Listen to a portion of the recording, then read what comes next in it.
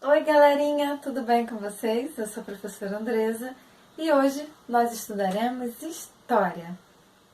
Na aula anterior, nós aprendemos que as pessoas com quem convivemos constantemente são muito importantes para nós.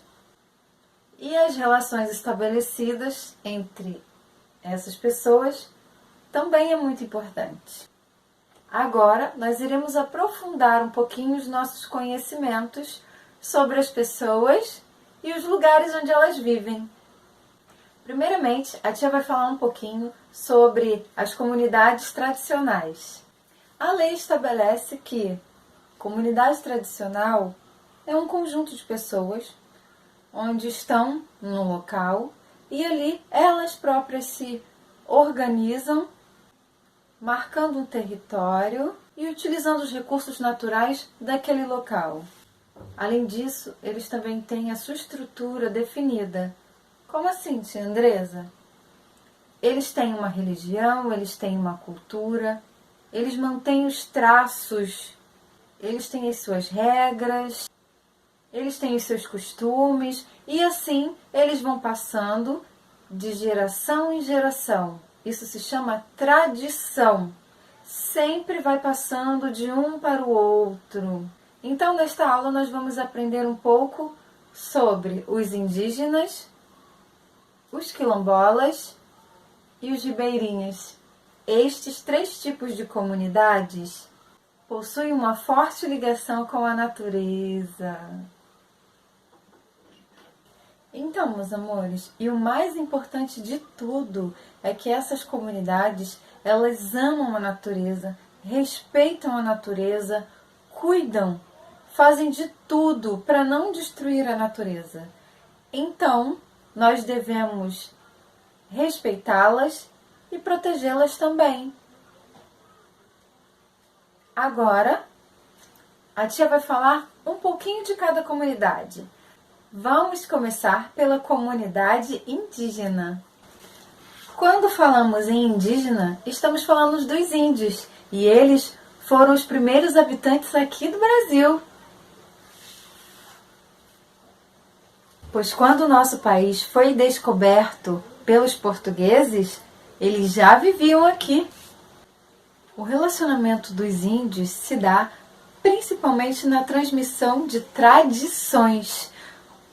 Como a tia já havia falado, tradições são todos os costumes que eles têm e que eles vão passando para o filho passa para o outro filho, e assim vai, passando de filho para filho, e assim perpetua, né, os costumes indígenas. Perpetuar é ficar para sempre. E assim eles vão passando os costumes sempre para os mais novos. Eles ensinam sobre festas, rituais, crenças, os habitats, alimentação. E vocês aí, sabem quem é o líder da aldeia? O líder da aldeia é o pajé. E é ele quem tem essas funções de transmitir os costumes para os mais novos. O pajé também é o curandeiro, que é o médico da tribo. E ele também é o padre, onde ele faz rituais religiosos, pode ser casamento. E lá não tem preguiçoso, não. Todo mundo trabalha e o trabalho é bem dividido. As mulheres ficam responsáveis pelo preparo da alimentação, elas cuidam das crianças, também são responsáveis pelo plantio e colheita dos alimentos.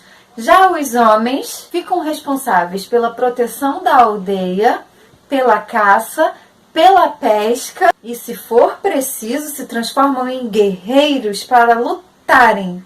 E assim a aldeia vai funcionando excelentemente bem.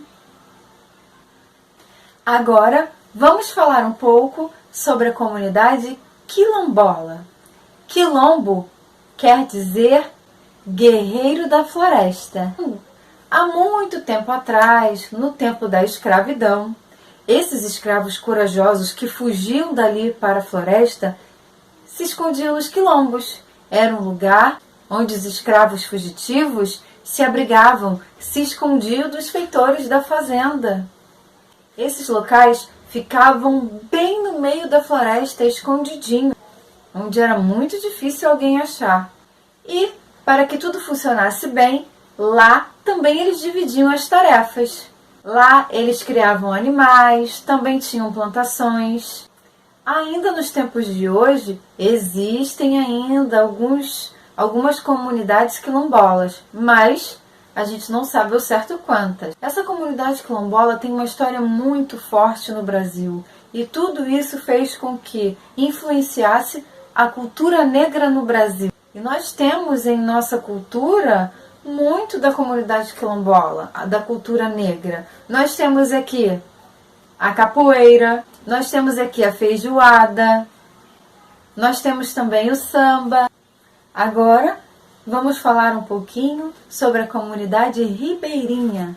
Esta comunidade vive à beira dos rios, por isso o nome Ribeirinho. As casas são construídas de madeiras e elas ficam bem no altinho. Essas casinhas são conhecidas como palafitas. Vocês já devem ter estudado sobre isso, lembra? Essa comunidade é uma comunidade um pouco sofrida. Eles sofrem muito com o desgaste do solo, né, que acaba fazendo a casinha deles ficarem um pouquinho torta. Tem as enchentes, né? Também tem muita poluição da água, até porque lá eles não têm esgoto. Para onde vai isso tudo? Para a água. Lá eles vivem da pesca artesanal, da caça e da plantação de alimentos. Meus amores, vocês vão responder no caderninho de vocês a seguinte pergunta. Preparados? Explique por que essas 3 comunidades têm relação de cuidado e preservação da natureza. Caprichem na resposta, porque eu sei que vocês são capazes. Um beijo e até a próxima aula. Tchau!